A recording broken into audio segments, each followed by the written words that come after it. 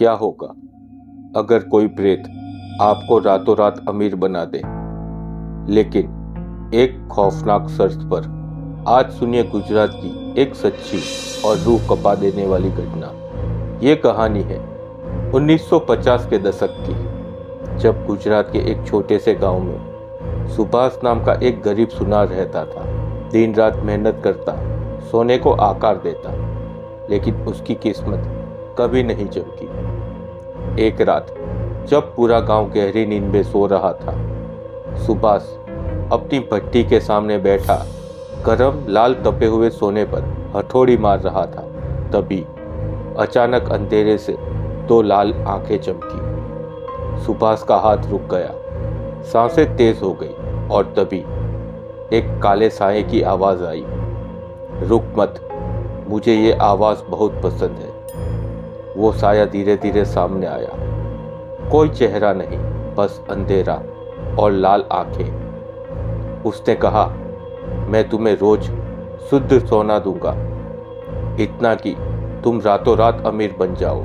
लेकिन अगर तुमने ये राज किसी को बताया तो वो तुम्हारी जिंदगी का आखिरी दिन होगा। सुभाष के सामने था डर और लालच, और उसने चुन लिया लालच। अगले ही दिन सुभाष के पास इतना सोना था कि उसकी किस्मत बदल गई। गरीब सुनार अब बन चुका था गांव का सबसे अमीर आदमी। लेकिन हर रात वो साया फिर आता और हर बार उसकी आंखें और भी ज्यादा डरावनी हो जाती। फिर एक रात नशे की हालत में सुभाष ने एक गलती कर दी। उसने ये राज अपने दोस्त को बता दिया और ठीक अगले हफ्ते सुभाष अपने बिस्तर पर मरा हुआ मिला। उसकी आंखें डर से फटी हुई थी, जैसे उसने मरने से पहले कुछ ऐसा देखा हो जो इंसानी नहीं हो।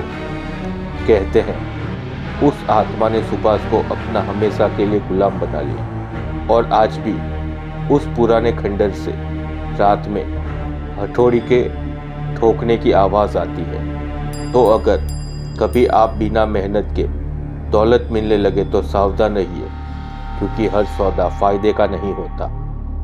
ऐसी रहस्यमय कहानी के लिए जुड़े रहिए गुमनाम फसाने के साथ।